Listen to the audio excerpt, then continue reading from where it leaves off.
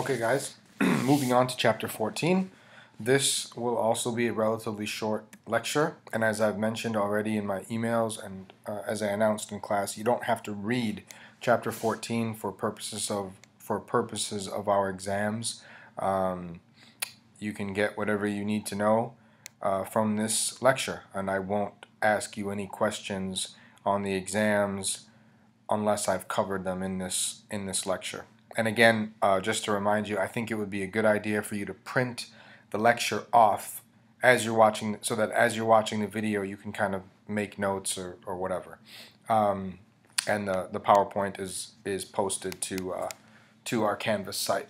Okay, so this lecture is about global communication, broadly speaking. And so what is global communication or international communication? I actually teach a course on this topic. This semester I've been teaching 465, which is Global Media Systems.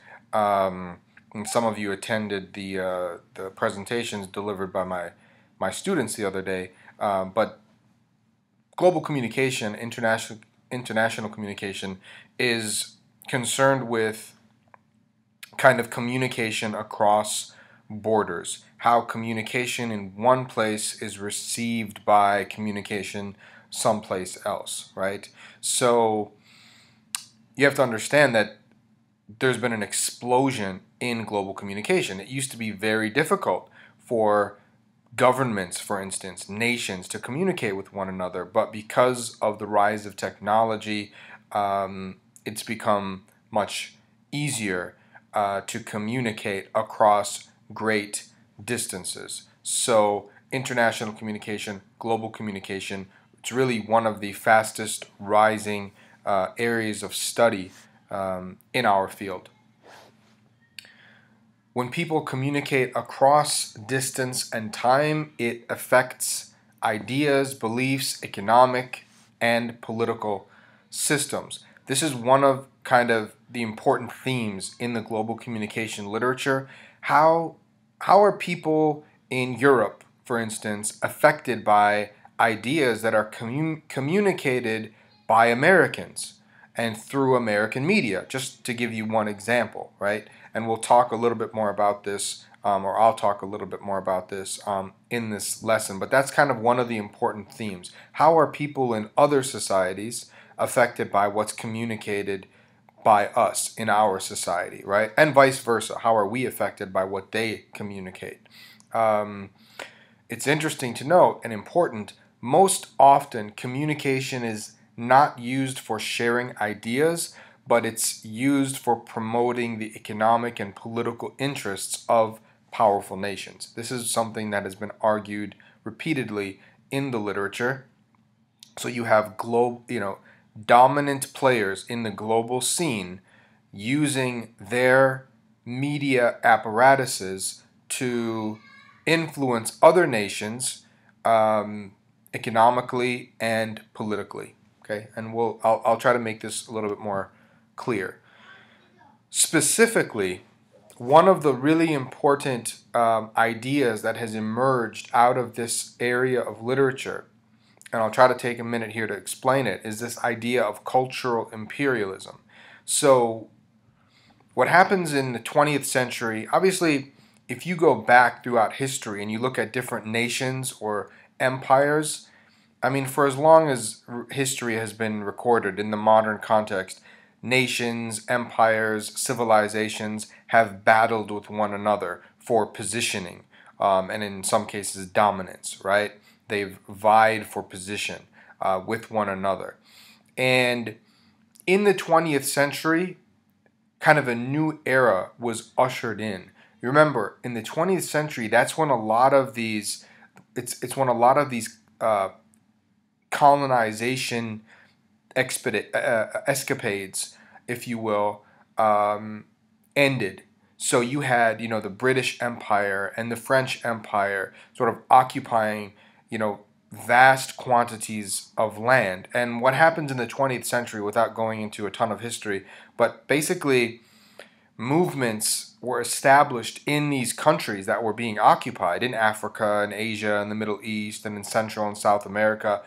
And people just said, you know, we don't want to be occupied. We don't want to be colonized anymore.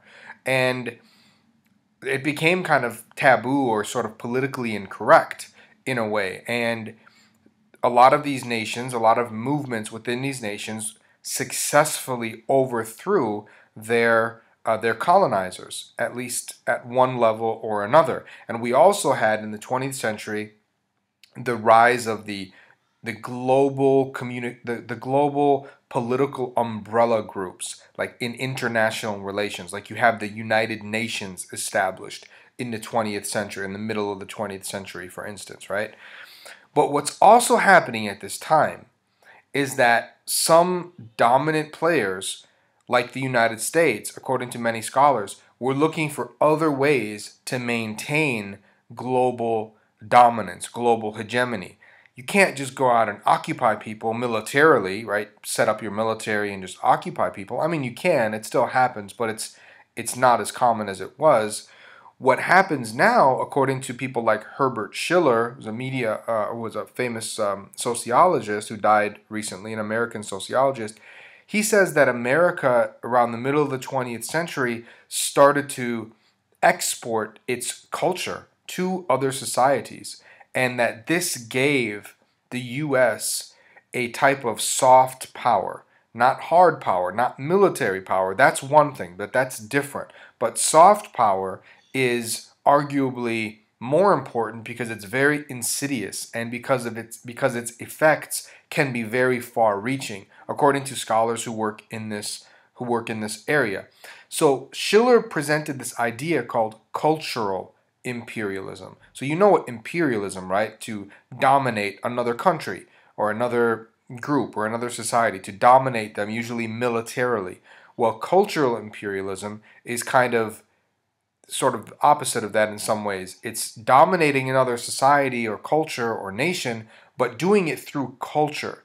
And what Schiller was saying is that Western culture, Western values were being exported to other societies, usually third world, underprivileged, still developing societies, right? And he said that these cultural products, and specifically American cultural products, because America became the only superpower in the world after World War II, he says that these ideas, these American ideas, as promoted by American media organizations, really established a type of global hegemony, a type of global dominance over other cultures. So what does this mean in practical terms, in case this is a little bit fuzzy? What it means is that, so for example, you're sitting off in Egypt, right, where I've had the chance to travel and live. And instead of Egyptian culture, as an Egyptian, what you're getting is American culture through McDonald's. So you go out to eat, you go to McDonald's, or you go to KFC, or you go to Pizza Hut, or you go to Domino's, or you go to Papa John's, or you go to TGI Fridays, or you go to Chili's, and on and on and on. You go to Baskin Robbins or Dairy Queen. And I'm naming restaurants that actually exist in Egypt in large numbers, right? That's where you go out to eat. You don't go to Egyptian restaurants. I mean, you do, but the American restaurants are kind of the status symbols. When you watch TV, what do you watch? You watch Egyptian movies? Well, you might watch some Egyptian movies, and they do have a movie industry there, but you watch a lot more Hollywood movies, American movies. So you're getting American cultural ideas. When you go shopping, you're buying American clothing products. When you want to learn a language, when you want to go on the internet, you're going to learn English. And it's all kind of one way. It's from the United States to Egypt. It's not Egypt to the United States. When we Americans go out to the mall, we don't go to any Egyptian restaurants or, buy Egyptian clothes or watch Egyptian TV or Egyptian movies. I mean, we do that to some extent with some cultures, but for the most part, it's kind of one way. It's a one-way flow of information, according to many of the scholars that do research in this area. So that's kind of the implication, is that these local cultures in Egypt or in Chile or in China or wherever, they're kind of being um, sort of outstripped by Western culture, and specifically American culture, which has become really, really dominant in the cultural sphere. All kinds of ideas, American ideas, political ideas about democracy, economic ideas about capitalism, things, what you should wear, how you should dress, how you should eat, manners, mannerisms. These things are all kind of exported. And some people say it's not really a big deal, or it's not necessarily a harmful thing, but a lot of people are very critical because they say everything is just becoming the same and it's becoming Western. This kind of contributes to U.S. domination, and it exacerbates the gaps that already exist between the powerful and the less powerful, or the underprivileged, right? So, American corporations they're already wealthy and they get wealthier, right? And in some cases it can create kind of exploitative relationships. That's kind of the argument. Let's think about international news. For a period of time, international news was kind of, in some ways, off the radar. News bureaus, news budgets were slashed. Americans were very interested in local news, but not as much in the global sphere. And it's very expensive for a newspaper or a television news outlet to have a foreign bureau. And so a lot of these were just kind of done away with. What happens, though, is that after 9/11, there's a resurgence in international news. So all of a sudden, Americans and American news organizations are very interested in what's happening globally, and vice versa. I mean, people overseas were interested in what was going on in the United States, right? So think about, for example, the implications of the photos of Abu Ghraib. They weren't just here in the United States, there were global implications because people all over the world were getting and seeing these images, and it affected U.S. policy. It kind of gave, at least for a period of time, it gave the U.S. Foreign policy, and specifically the war efforts in Iraq, kind of a black eye. Think about CNN. CNN operates everywhere. There's CNN America and there's CNN International, which you don't see, but that's what's on, like, in the Middle East and in Europe. There's CNN Mexico. Think about Al Jazeera. They've also had so it's not always one way, right? I mean, Al Jazeera is an Arabic network, but they've extended into other cultures and other societies. So now people in America watch Al Jazeera. I mean, it's not as big as CNN, but there is now Al Jazeera America, which presents news in maybe a little bit of a different way. BBC, MTV, there are all these international networks now. If you go to any country in the world, you'll be able to watch, pretty much any country, you'll be able to watch MTV. And there are different MTV kind of like different divisions. So there's in the Arab region, there's actually something called MTV Arabiya, which means like Arabic MTV, where they show like the Arabic music videos. So, but that's an American product. I want to look briefly at libertarianism and authoritarianism because I think it's important to think about what the possibilities are for structuring, a media system and a political system. So libertarianism, we want to think about libertarianism and authoritarianism as a continuum. So think about one end of the continuum being libertarianism and the other end authoritarianism, right? So at one end we have libertarianism, and I want you to understand the differences. Libertarianism is a very liberal system. It's based upon high democratic ideals.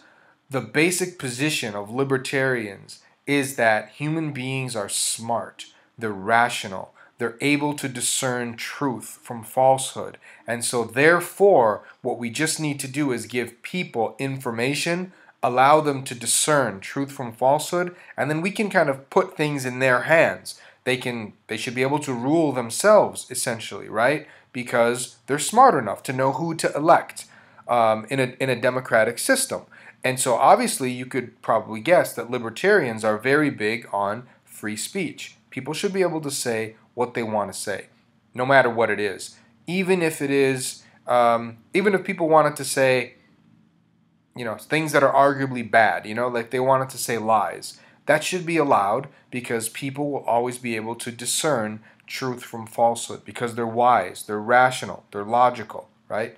And this is kind of the idea of the marketplace of ideas that underlies this notion. The marketplace of ideas says if truth and falsehood battle in the marketplace of ideas, in this imaginary marketplace, if they battle, the truth will always rise to the top. And the reason it will rise to the top is because the people that are listening to the debates will be able to discern truth from falsehood. Okay, so that's libertarianism. You might have guessed our system here in the United States is based on libertarian theory and libertarian ideals. We have for the most part, a democratic system, and we have for the most part, a free press. So our system here and most Western systems are based, at least loosely, on these libertarian principles. Now, we've talked about how we're not absolutely libertarian in this country. We've talked about just last week or the week before, we talked about some of the limitations to free speech in this society. An absolute libertarian, a pure libertarian, would say there should be no restrictions at all. Okay? One of the really important ideas that informs our understanding of libertarianism is the public sphere. The public sphere is a theory, a theoretical idea that was developed by a German philosopher named Habermas. Okay? And Habermas was basically kind of just theorizing and thinking about an ideal place.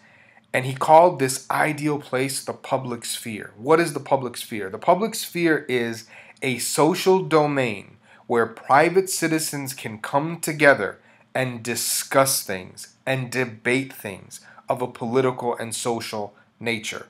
Okay? People come together, private people, they come together at a place.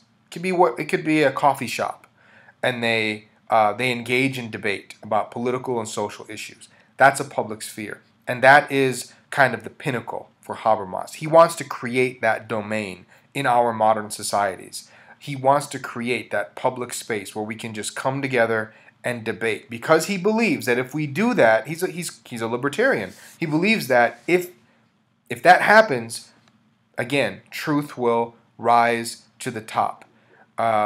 He says that everyone's got to be invited for this to work. Everyone has to be invited to the public sphere. And the debate has to be open, and it has to be reasoned, has to be based on rational debate, rational argument. And if we do this, if we follow these simple rules, democratic truths will rise to the top. Let me say a little bit more about Habermas, just to give you a little bit more of kind of an idea of where he was coming from. Habermas was a big fan of 18th century European societies, specifically in France and in the United Kingdom and in England at that time and in Germany. He says that there were public spheres established in those societies.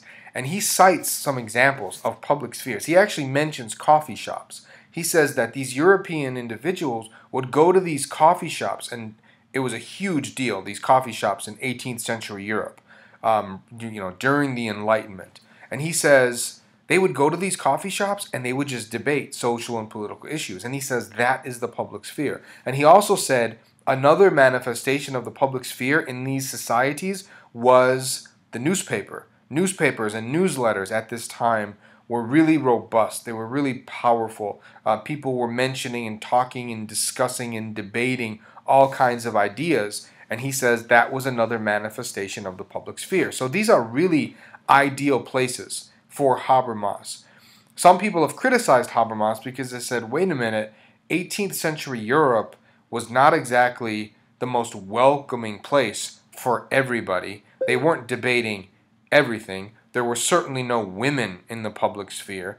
It was just a bunch of white guys, basically, and usually just the rich, elite white people. So people have criticized Habermas, but at least we can understand where he was coming from just theoretically. Like, he wants to create this space. And some people, it's interesting, when the internet exploded on the scene in the 1990s, public sphere theory got a huge boost because all these public sphere scholars came out and said, the internet, that is our public sphere. So think about that for a minute.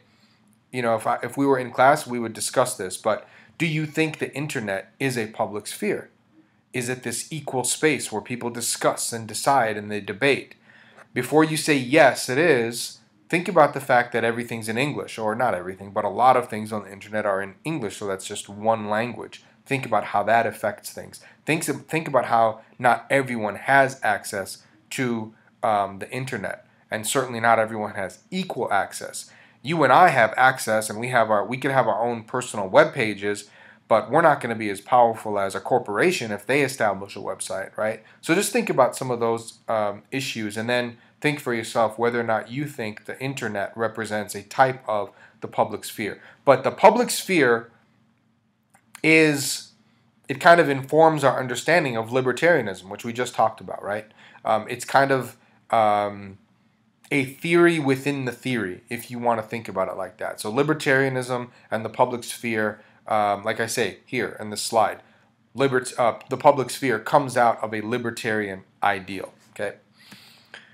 Authoritarianism is pretty much the exact opposite of libertarianism. It says people aren't smart, they're not rational, they're basically stupid. There are just a few smart people in society, and they have to decide on our behalf. We shouldn't let people vote and engage in democratic activities because people are dumb.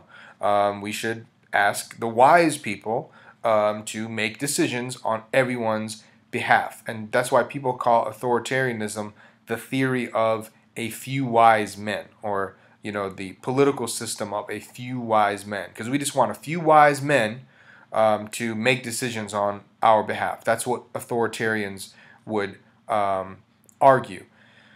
And it follows that they don't believe that speech should be free. Authoritarians don't believe that speech should be free. They think that speech should be restricted because people won't be able to differentiate good information from bad information. So now I have to point out, when we think about libertarianism and authoritarianism, there are no societies on the face of the earth today that are 100% authoritarian or 100% libertarian. But there are sort of, dominant tendencies. We can say that the U.S., for instance, is closer to a libertarian system, right? It's not an authoritarian system. We could say that North Korea is closer to authoritarian. That's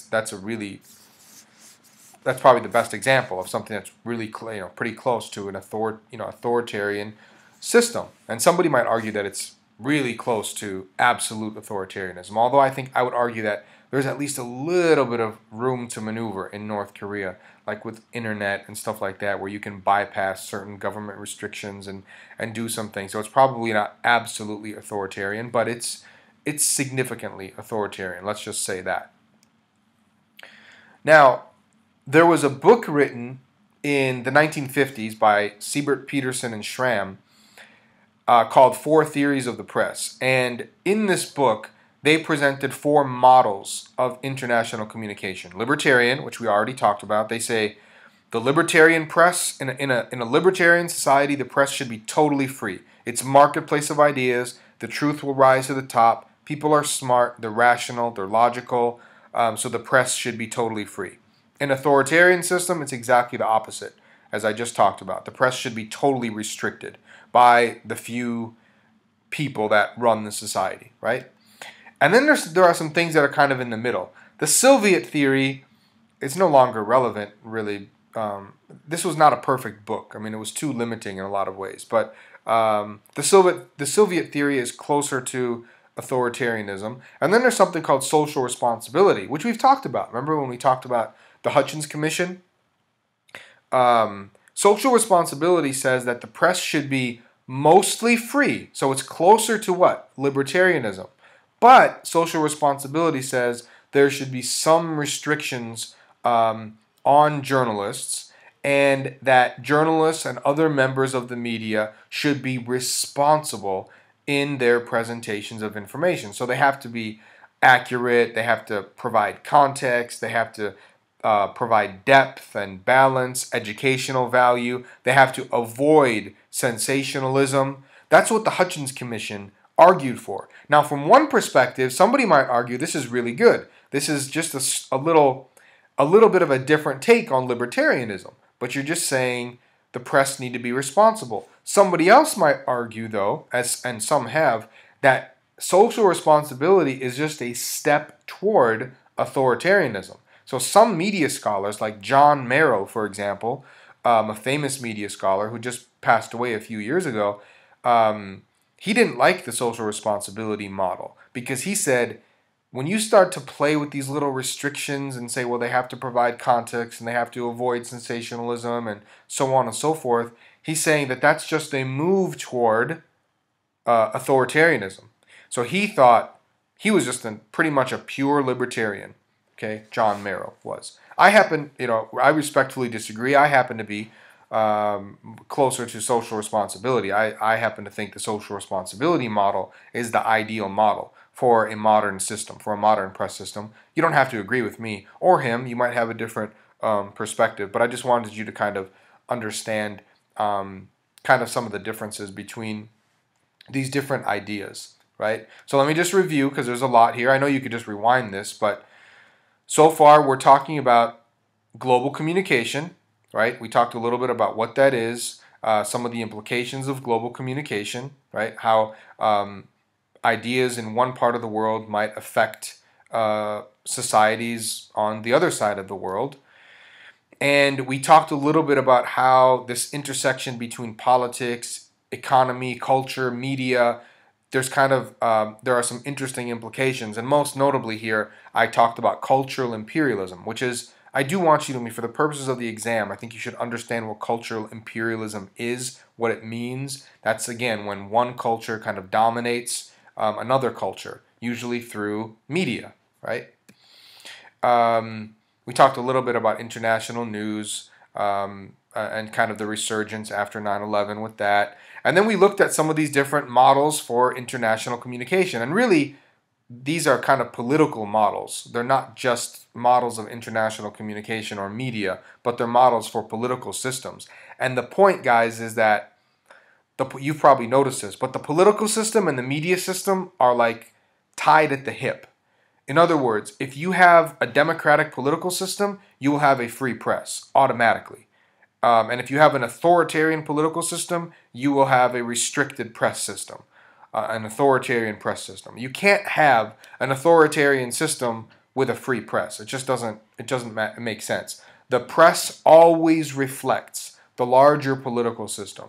So we talked about libertarianism and what that is. We talked about public sphere as kind of a theory within that theory.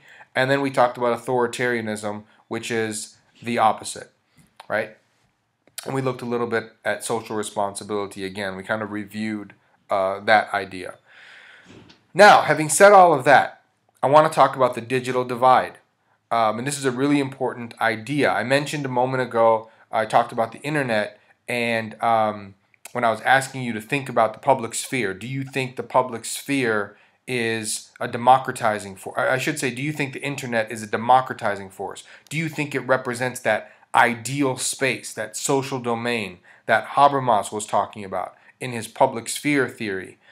Well, you have to think about the digital divide, because what happens is, as the internet becomes more and more indispensable to public life, I mean, think about us. We use the internet for everything. I mean, you wouldn't be able to watch this lecture right now if it wasn't for the internet.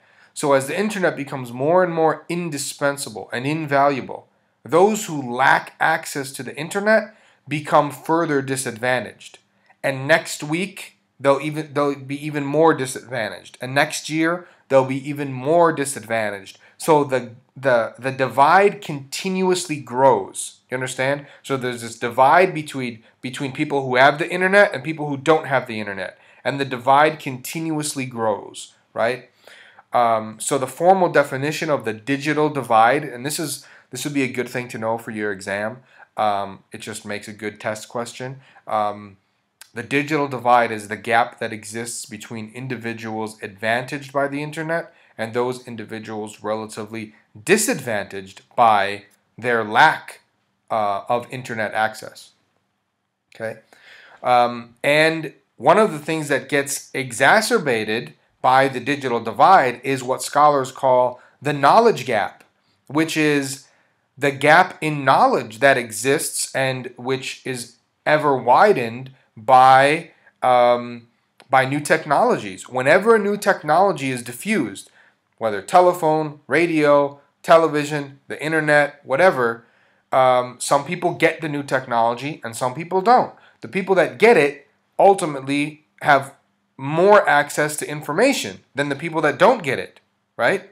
So there's a gap in knowledge that develops, and the gap in knowledge, like the digital divide, it keeps widening. It gets bigger and bigger and bigger, right? So this is why it's such a big issue in this society. The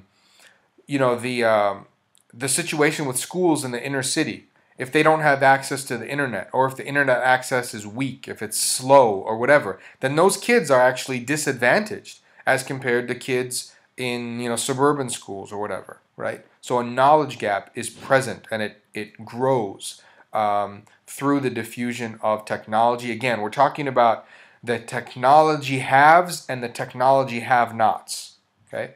The haves and the have-nots.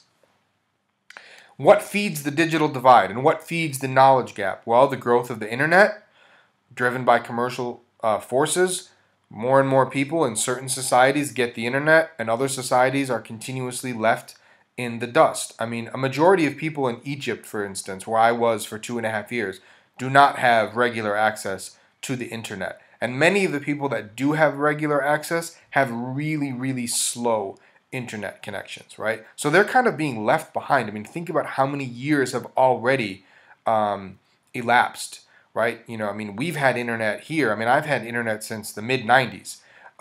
You've all grown up with the internet. It's been around since you were little kids. You were using the internet for different things. So there are huge implications, and that's, again, the growth of the internet. That's one of the things that feeds the digital divide. Most corporations have little interest in reaching lower income people because they'd rather cater to people who have more money to spend. Because remember, a big part of the internet is purchasing. It's buying. It's buying and selling, advertisements, online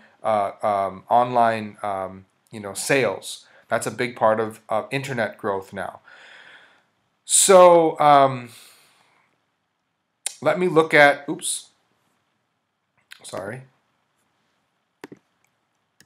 let me just look at a couple of statistics here with you, and then we'll end this lecture. According to Pew in 2013, access to the internet and broadband was driven almost exclusively by income. So for instance, we think about the gaps being between like the US and poor countries in Africa, right? But there are gaps within our own society, as I kind of alluded to a minute ago when I talked about the inner city schools. But only 54% of US homes earning less than $20,000 per year have access to broadband internet. This is as of 2013. While 90% of US homes that earn more than $100,000 have access to broadband internet. So you see a huge gap between people who make not so much money and people that make a lot of money, or a relatively large amount of money. Also, only 70% of Americans that earn less than $20,000 a year have internet access, compared to 94% of those who earn more than $50,000. You can look up that Pew study from 2013. You can Google it and get a bunch more statistics if you want. Similar divides, by the way, are found when they look at education level and with regards to smartphone usage. So again, people that don't have high levels of education, people that don't make a lot of money, they tend to not have smartphones. People that make more money, that are more highly educated, they're more likely to have smartphones and use them. So these are some of the gaps that exist even within our own society. So I hope you've understood kind of the basic concepts. That's basically the gist of it for chapter 14. I'm not going to ask you anything on the exams for either exam 3 or the final. From chapter 14, like from the book, I'm only going to ask you about things that I presented in this lecture. So again, go over the slides, and if you have any questions about anything that I presented here, if there's anything that's not clear on libertarianism or the public sphere or authoritarianism or social responsibility or the digital divide or whatever, if there's anything that's not clear, drop me an email or stop by my office hours. Sorry, let me again figure out how to turn this off. Here we go.